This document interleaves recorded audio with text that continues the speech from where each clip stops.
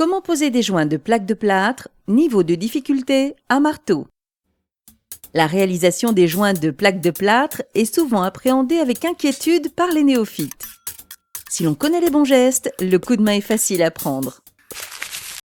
Vous aurez besoin de bandes à joints papier, de cornières métalliques perforées pour les angles, d'enduit pour joints en plaques de plâtre, de cartouches de mastic acrylique. Munissez-vous de couteaux à enduire, d'un platoir inox, d'une agrafeuse avec agrafinox, d'un couteau d'angle à enduire et d'un pistolet extrudeur.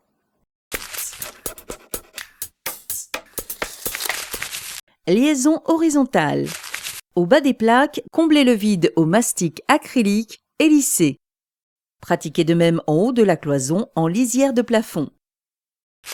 Les joints. Garnissez le creux formé par les bords amincis des plaques en descendant tant que votre geste n'est pas contraint. Puis garnissez le reste en partant du bas pour remonter. Repérez l'axe du joint et marquez légèrement le trait avec l'angle de la spatule. Humidifiez ensuite la bande à joint et appliquez-la en vous guidant du trait. La face imprimée doit venir se placer contre la cloison. Marouflez la bande à la spatule inclinée pour faire adhérer et éliminer un éventuel excédent d'enduit. Repassez le lendemain une couche d'enduit. Appliquez la couche de finition au platoir chargé en prenant appui sur les bords extérieurs. Terminez par un lissage d'un côté puis de l'autre avec un minimum de pression, juste pour éliminer une éventuelle surépaisseur. Les angles sortants.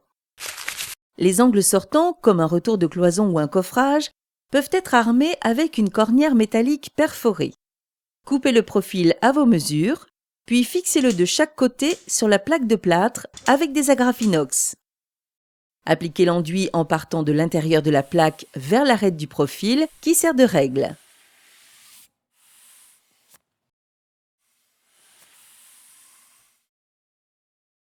Laissez sécher. Appliquez une couche de finition le lendemain.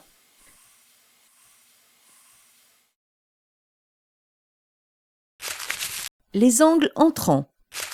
Coupez une bande à joint à la dimension, puis pliez-la en son axe sur toute la longueur. Garnissez les retours d'angle à l'enduit à joint, sur une dizaine de centimètres de chaque côté.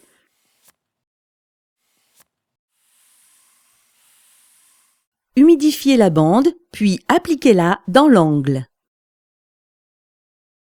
Marouflez pour faire adhérer le calicot sur l'enduit et laissez sécher.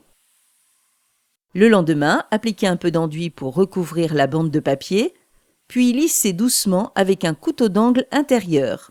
Inclinez l'outil de manière à garder la pliure de la lame en fond d'angle et les côtés bien plaqués sur les retours.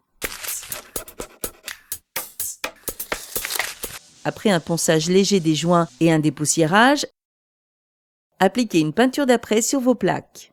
Elle formera une sous-couche de qualité avant l'application de la peinture de finition. Ne collez jamais du papier peint directement sur les plaques. Là encore, une peinture d'après est indispensable, sous peine de rendre le décollage ultérieur très difficile, même à la décolleuse. Une fois les murs ou les plafonds mis en peinture, les joints sont indécelables au regard. Une juste récompense pour le soin apporté pendant la pose. Une question, un doute, un conseil? Contactez le 0810 634 634.